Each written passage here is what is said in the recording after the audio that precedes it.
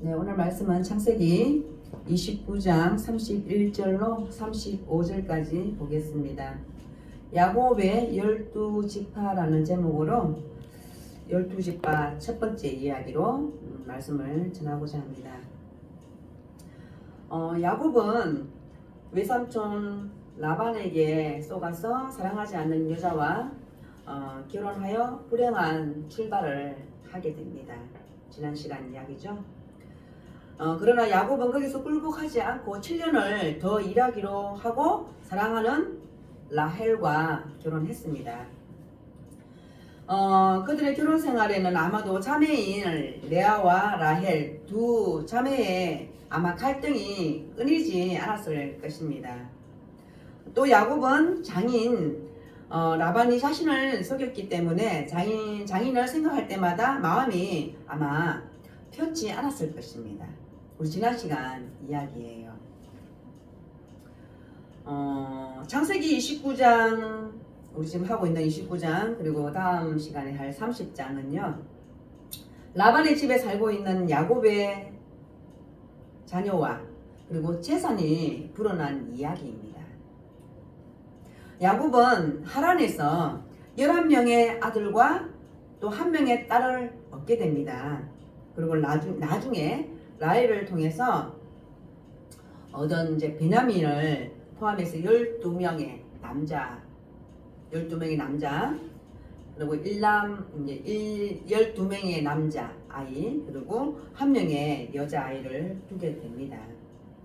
그리고 이들 중 12명의 아들들은 각각 어떻게 돼요? 이스라엘 12지파의 조상이 되는 것입니다. 바로 하나님께서는 12지파를 통해서 하나님 나라를 준비하시고 우리 신약에 와서는 예수님의 12제자를 통해서 하나님의 나라를 완성하게 됩니다. 완성하셨습니다. 하나님께서는요 아브라함을 통해서 믿음의 조상을 주셨어요.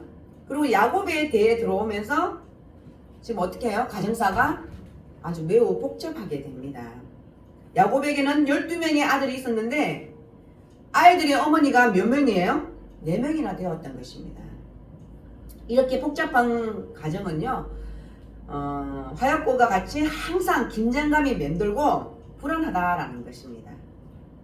근데요 하나님께서는요 이렇게 복잡한 가정에 12명의 자녀를 통해서 이스라엘 12지파를 만들어 주셨다라는 것입니다. 우리가 생각할 때 이렇게 복잡한 가정사에서 그렇게 생각할 수도 있잖아요. 그런데 하나님께서는 이렇게 복잡한 가정의 12명의 자녀를 통해서 바로 이스라엘 12지파를 만들어 주셨다라는 사실입니다. 그런데요 하나님께서는 그러면 왜 이렇게 복잡하고 혼란한 가정을 축복을 해서 왜 이런 우리가 생각할 때는 복잡하잖아요. 가정이요 4명의 어머니로부터 12명의 자녀가 태어난다는 거예요. 12명의 아들이 태어났다는 거예요. 근데 하나님께서는 그 복잡한 가정을 이스라엘 12지파로 만들어 주셨다는 사실입니다. 우리 지금 성경을 통해서 다 알고 있잖아요. 그런데 하나님께서는 왜 이렇게 혼란한 가정을 통해서 축복해 주셨는가라는 것을 생각해 봐야 된다는 것입니다. 바로 여기에는요 하나님의 비밀이 담긴 섭리와 사랑이 있다라는 것입니다. 왜? 하나님께서는 자격 없는 자를 부르셔서 자격 있게 하시고 바로 우리에게예요. 바로 저에게예요. 그리고 믿음 없는 자를 믿음의 조상으로 삼아 주신다라는 것입니다. 그리고 희망 없는 사람을 불러서 희망의 사람으로 만들어 주신다라는 것입니다. 바로 그런 사람들을 구원과 축복의 자녀로 만들어 주신다라는 사실입니다. 맞아요. 하나님께서는요 자격 없는 자를 불러주셔서 자격 있는 자로 만들어 주신다라는 것입니다. 바로 그 은혜가 이 메시지 속에 담겨져 있음을 볼 수 있습니다. 바로요 말씀을 준비하면서요 야곱의 이 복잡한 이 과정사를 통해서 다 우리 각자의 가정들을 보면은 물론 소탈한 가정들도 있지만 바로 부끄러운 그런 가정이 있을 수도 있고요 또 혼란한 그런 가정이 있을 수도 있다는 것입니다. 그렇지만 하나님께서는 오늘 메시지, 오늘 야곱을 바라보면서 희망과 축복과 위로의 말씀이 있음을 볼 수 있습니다. 오늘 31절 말씀을 한번 볼게요.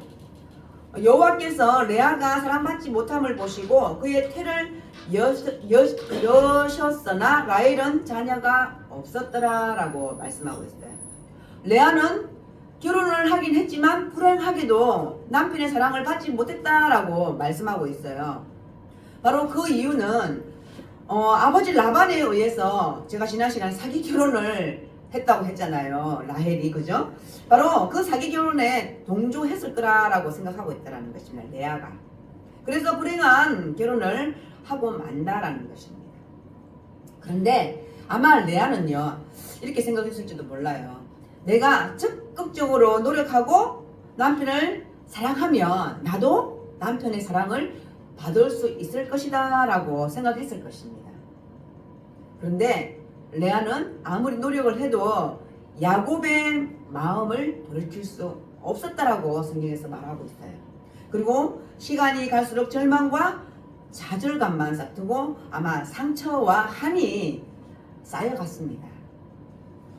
그런데요, 여기서 우리가 또 발견할 수 있는 사실은요, 인간의 절망은 하나님의 희망의 시작이라고 볼 수 있어요.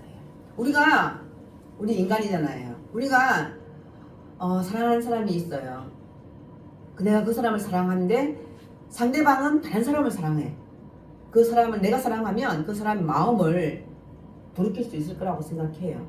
근데 그게 마음인데 내가 노력한다고 될까요? 그렇지 않다라고 얘기를 해요. 그런데 우리의 이제 여기서 레아의 그 절망이 하나님의 희망으로 바뀌었다라는 사실을 볼 수 있다라는 것입니다. 바로 레아는요, 남편에게 상처받고 절망하고 좌절했기 때문에 바로 레아는 하나님께 하소연했다라는 것입니다. 그러면서 조금씩 하나님을 찾아가게 된다라는 것입니다. 바로 이러한 모습은요, 성경 시편 27편 10절 말씀을 생각하게 한다라는 것입니다. 바로 내 부모는 나를 버렸으나 여호와는 나를 영접하시리이다 라는 말씀이에요. 아마 레아는요, 이렇게 생각했을 거예요. 자기가 낳은 자식도 버리는 부모가 있지만 하나님께서는 나를 버리지 않을 것이다 라는 그런 희망이 있었을 것이다 라는 것입니다. 바로 남편은 나를 버렸지만 하나님께서는 나를 버리지 않는다라는 사실입니다. 바로 어려운 상황 속에서도 레아는 어떻게 해서든지 남편의 마음을 돌이키려고 했지만 아마 그것은 하나님께 나아가면서 레아는 기도했다라는 것입니다. 그래서 하나님께서는요, 놀랍게도 레아의 기도를 응답하셨다라는 사실입니다. 바로 레아는 출산할 수 있었지만 라헬은 그렇지 못했다라고 말씀하고 있습니다. 바로 레아의 출산이요, 그 가능했던 이유는 하나님이 레아가 야곱에게 사랑받지 못함을 보시고 그녀의 태를 여셨기 때문이라고 말씀하고 있습니다. 바로 31절 우리가 읽었던 이 말씀, 여호와께서 레아가 사랑받지 못함을 보시고 라고 말씀하거든요. 그래서 그의 태를 여셨다라고 말씀하고 있다는 것입니다. 동생 라헬은 남편을 의지했고요, 레아는 누구를 의지했어요? 하나님을 의지했다라고 말씀하고 있어요. 그리고 우리 하나님은 눈물을 뿌리며 간절히 기도하는 사람의 기도를 응답해 주시는 분이다라는 것입니다. 우리 이런 경험 다 있잖아요. 우리가 너무 간절할 때, 우리가 너무나 힘들 때 우리가 하나님 앞에 눈물을 뿌리며 기도하잖아요. 그 기도는 반드시 하나님께서 응답해 주신다라고 말씀하십니다. 그런 분이십니다. 바로 하나님께서는요, 레아를 사랑받지 못함을 보고 그 태를 여셨다라고 말씀하셨고요, 라헬은 자녀가 없었다라고 말씀하고 있습니다.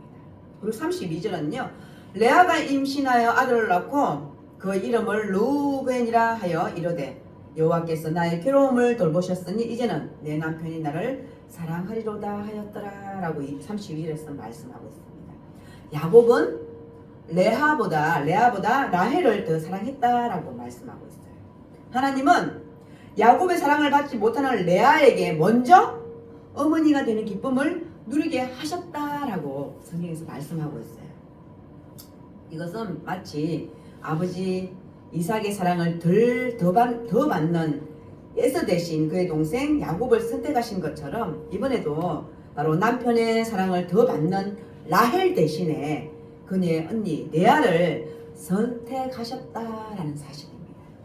바로 레아가 잉태하여 아들을 낳았는데 그 이름을 르우벤이라 하였다라고 말씀하고 있습니다. 바로 르우벤은요 야곱의 12아들 중 큰 아들이에요. 그리고 르우벤이란 뜻은요 하나님이 나의 고통의 소리를 들으셨다, 나의 괴로움을 돌보셨다라는 의미를 가지고 있습니다. 아들을 낳은 레아는요 남편이 자신을 사랑하리라라는 자신감이 생긴다라는 것입니다. 그러나 남편은요 자신에게 돌아오지 않았습니다. 바로 레아는 실망과 자책을 겪는다라는 것입니다. 바로 나의 괴로움을 돌보셨으니 이제는 내 남편이 나를 사랑하리로다 하였더라라고 말을 하거든요. 그런데 남편은 돌아오지 않았다라고 성경은 말씀하고 있어요. 바로 르우벤이요 레아의 첫 아들이에요. 그리고 야곱의 장자입니다. 장자에게는요 복된 장자권도 있지만 르우벤은 결정적으로 나중 뒤에 이제 나오는데요 실수를 하고 말아요. 그래서 장자권을 잃어버리고 만다라는 것입니다. 바로 르우벤이요 라헬의 몸종이자 야곱의 아내 중 하나인 비라와 통관한다라는 것입니다. 바로 아버지의 침상을 더럽힌 상권을 통해서 있어서는 안 될 부끄러운 일을 벌이게 된다는 것입니다. 그리하여 르우벤은 장자권을 빼앗기게 된다는 것입니다. 근데 야곱에게는요 생각해 보세요. 이 장자권에 대해서 뼈아픈 기억이 있잖아요. 그건 뭐예요? 바로 장자의 명분을 소홀히 했다가 빼앗긴 에서에 대한 기억이 있잖아요. 그래서 자기에게도 바로 큰아들에게 이런 수치와 불행이 있다는 사실은 아마 야곱의 상처를 다시 건드리게 되는 사건인지도 모릅니다. 그래서 마음을 굉장히 아프게 했을 것입니다. 그런데 여기서 또 우리가 배울 수 있는 교훈 하나는요. 지금 우리 인간의 지금 야곱의 족보를 하고 있잖아요. 야곱의 이야기를 하고 있잖아요. 지금 첫 아들이 태어났어요. 그죠? 르우벤이 태어났어요. 그런데 우리가 여기서 볼 수 있는 건요. 인간의 족보란 별게 아니라는 거예요. 족보 이야기는요. 아마 또 재밌을 수도 있고 멋있어 보일 수도 있어요. 그런데 다시 따지고 보면요. 수치스럽고 부끄러운 일들이 있다라는 것입니다. 저도 예전에 엄마 살아 계실 때는 족보책이 있었어요. 족보책이 있었었는데 우리 족보라면 우리 대잖아요. 우리 부모님 대잖아요. 족보를 보면은 부끄러운 일이 세상살이에 부끄러운 일이 있을 수 있죠. 있어요. 분명히 있어요. 바로 그렇다라는 거예요. 우리가 인간의 족보란 별거 아니라는 거예요. 바로 성경에서 나오는 족보도 그래요. 예수님의 족보도 마찬가지예요. 예수님 족보에는요 5명의 여자가 나오는데요. 그중 마리아는 순결한 여자로 나오지만 나머지 4명은요 부끄러운 전적을 가지고 있다는 거예요. 창녀도 있고 그래요. 바로 이것은 무엇을 의미하냐면요 족보와 혈통이 사람을 구원하지 않는다라는 거예요. 족보와 혈통이요 사람을 구원시킬 수 없더라는 사실이에요. 그래서 우리는 족보를 의지하지 말고 바로 하나님을 의지해야 된다라는 것입니다. 진짜 좋은 가문은요, 우리 여기 앉아 계시는 분들, 다 하나님을 믿는 분들, 다 예수님을 나의 구주로 고백하는 자들은요, 다 하나님의 가문이에요. 그죠? 바로 진짜 좋은 가문은요, 하나님의 가문이다라는 것이에요.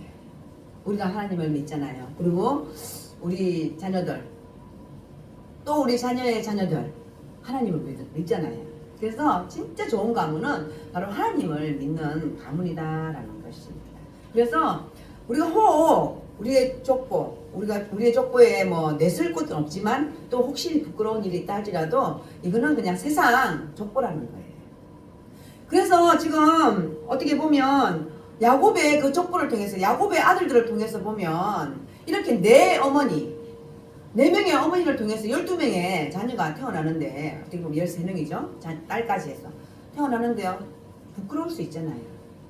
그죠? 그런데 이 세상 족보는 하나님 보시기에는 아무것도 아니다라는 거예요. 그럼에도 불구하고 이러한 가정에서도 하나님께서 12지파를 만들어주시고 세우신다라는 것입니다. 우리는 여기를 생각하면 돼요. 33절 한번 보겠습니다. 그가 다시 임신하여 아들을 낳고 이르되 여호와께서 내가 사랑받지 못함을 들으셨으므로 내게 이 아들을 주셨도다 하고 그의 이름을 시므온이라 하였으며, 네, 바로 레아는요 둘째 아들을 낳았는데 그 이름을 시므온이라고 지었어요. 바로 그 뜻은요 하나님이 들으셨다입니다. 남편이 자신을 멀리하고 있으며 사랑받지 않는다는 사실을 하나님이 아셨다라는 뜻이에요. 바로 레아는요 시므온을 낳았을 때 이제는 남편이 자신에게 돌아올 것이라 라고 생각했지만 여전히 야곱의 마음은 돌아오지 않았다라고 말씀하고 있어요. 그래서 하나님께서 내가 사랑받지 못함을 들으셨으므로 라고 말씀하고 있어요. 33절에요. 둘째 아들이 태어났습니다. 그리고 34절을 보겠습니다. 그가 또 임신하여 아들을 낳고 이르되 내가 그에게 새 아들을 낳았으니 내 남편이 지금부터 나와 연합하리로다 하고 그의 이름을 레위라 하였으며 라고 34절을 그래요. 바로 셋째 아들 제사장 족속인 레위가 태어났다라는 것입니다. 레위의 이름은요 이 아들만 태어나면 남편과 나는 뭐해요? 연합할 것이다 라는 뜻이에요. 바로 생각해 보십시오. 아이 셋을 낳을 때까지 레아는 어때요? 아니 얼마나 기뻤는지를 생각할 수 있어요. 왜? 남편의 사랑을 얻는 것이 인생의 목표일 수도 있는데도 불구하고 바로 남편은 레아에게로 돌아오지 않아요. 마음을 열지 않는다라는 것입니다. 이것은요 무척이나 안쓰럽고 가슴 아픈 일이에요. 얼마나 남편의 사랑을 받지 못했으면 이렇게까지 했겠습니까? 사랑받는 것은 참 행복한 일이에요. 그런데 지금 우리 레아는요 어쨌든 아버지 라반의 잘못된 선택이라고 볼 수 있죠. 그런데도 새 아들을 낳을 때까지 야곱의 마음을 얻지 못했다라고 말씀하고 있어요. 어떻게 보면 내가 그 사랑을 받지 못했기 때문에 아마 그 사랑을 더 갈구했을 것 같아요. 그죠? 그랬을 것 같아요. 아들 셋을 낳을 때까지 야곱의 마음은 돌아오지 않았다라고 말씀하고 있습니다. 그리고 35절 보면요. 그가 또 임신하여 아들을 낳고 이르되 내가 이제는 여호와를 찬송하리로다 하고 이로 말미암아 그가 그의 이름을 유다라 하였고 그의 출산이 멈추었더라라고 말씀하고 있습니다. 이제 넷째 아들이 태어납니다. 그의 아이의 이름이 유다라라고 말씀하고 있어요. 바로 이 넷째 아들이 태어날 때부터 오늘 35절을 보면 레아의 마음에 변화가 일어남을 볼 수 있습니다. 바로 남자아이 셋을 아마 연년생으로 낳았어도 아마 3년이 지났을 것이고요. 그리고 아마 조금 터를 두고 나왔으면 최소 5, 6년이 아마 걸렸을지도 몰라요. 그런데 넷째 아이가 태어나기까지 그렇게 기다렸던 남편에게서는 아무런 반응이 없다라는 것입니다. 아마 레아의 마음은 아이고 이제 될 대로 되라 라고 아마 생각할 수도 있고 아마 상처는 아마 엄청 많이 받았을 것 같아요. 그리고 희망이 꺾어질 대로 꺾어졌을 것입니다. 그런데 레아는요 사람을 의지한다는 것이 별 볼 일 없구나 라고 깨닫기 시작합니다. 레아는요 남편을 의지하고 사는 결과는요 배신밖에 없고 허무밖에 없다라는 사실을 깨닫게 되었습니다. 바로 그 마음이 어디로 향하냐, 남편에게 향하던 그 마음이 하나님께 향하기 시작합니다. 바로 의지할 분은 하나님밖에 없구나 라고 생각합니다. 그래서 아이의 이름을 짓는 방식도 달라집니다. 즉 셋째까지는 남편과 연합하리라 라는 식의 표현을 담은 이름을 지어 주었지만 넷째 아이를 낳은 후에는 바로 여호와를 찬송하리로다 라는 의미를 담긴 이름을 지어 준다라는 것입니다. 바로 남편의 사랑에 얽매여 있는 자기 자신이 얼마나 불쌍하고 허무한 존재인지를 아마 깨달았을 것입니다. 그래서 그 마음이 하나님을 찬양하는 마음으로 바뀌게 된 것입니다. 그래서 우리 그러잖아요. 사람을 물론 믿는 건 맞아요. 근데 사람을 의지하는 것도 맞아요. 그런데 우리가 항상 하나님이 먼저라는 거예요. 하나님이 먼저. 그런 것 같아요. 인생을 살다 보면 사람도 중요해요. 하나님 분명히 사람도 중요하다고 얘기를 하거든요. 그런데 사람도 중요하지만 항상 우리의 마음은 하나님이 먼저라는 거예요. 최우선으로 생각해야 된다는 거예요. 바로 레아가 새 아들을 낳기까지 항상 남편에게 중심이 있었다면 이제 유다를 낳음으로써 이제는 내 마음이 하나님을 찬송하는 마음으로 바뀌었다는 것을 볼 수 있습니다.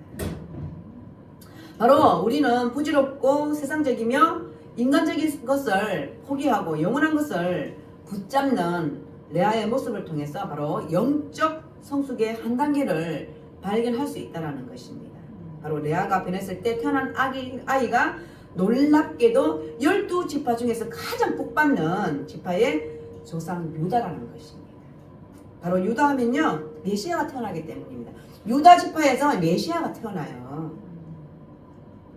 바로 우리는요 레아를 통해서요 몇 가지 교훈을 얻게 되는데요. 첫 번째는요 바로 우리가 세상에서 특별히 가까운 사람에게 버림받았을 때 바로 하나님께 돌아오라라는 것입니다.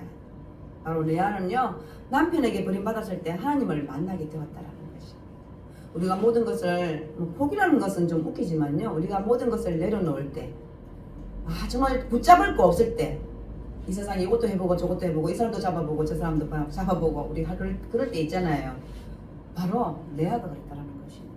남편을 붙잡고 있을 때는 허무와 절망과 고통밖에 없었는데 이제는 모든 것을 내려놓고 바로 하나님을 만나게 되었다라는 사실입니다.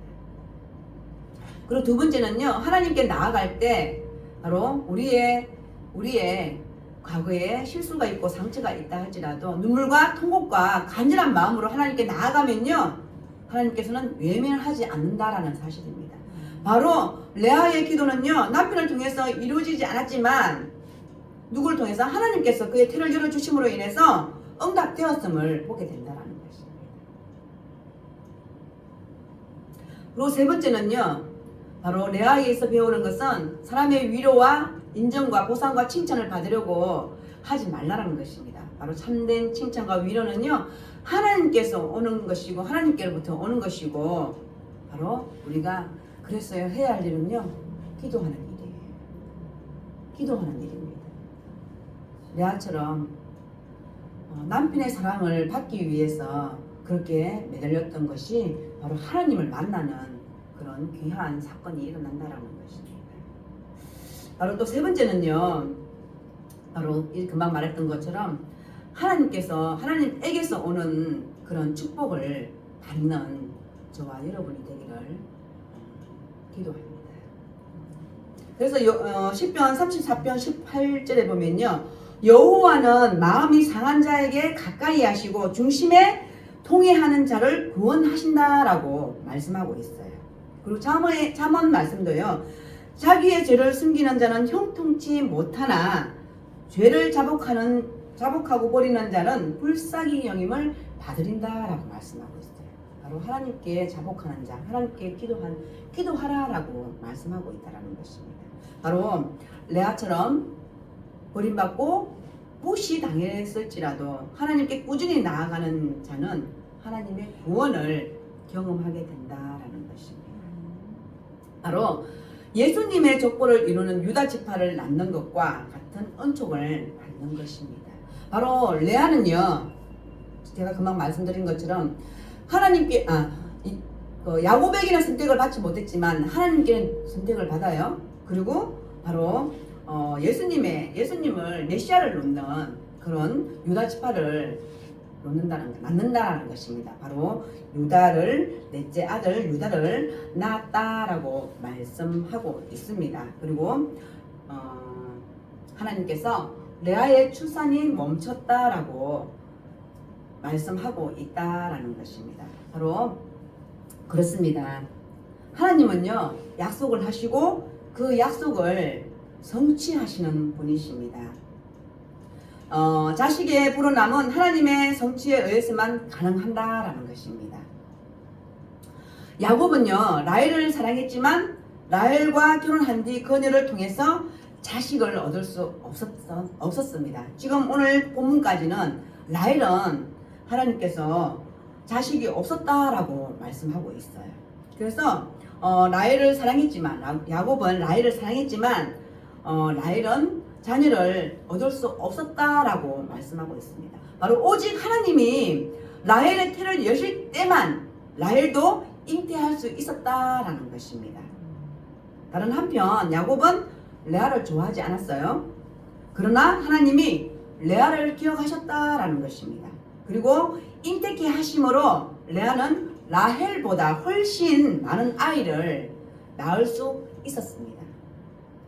이것은요 약속하시는 분은 하나님이시기 때문입니다. 그것을 성취하는 분도 바로 하나님이라는 사실을 바로 성경에서 볼 수 있다는 것입니다.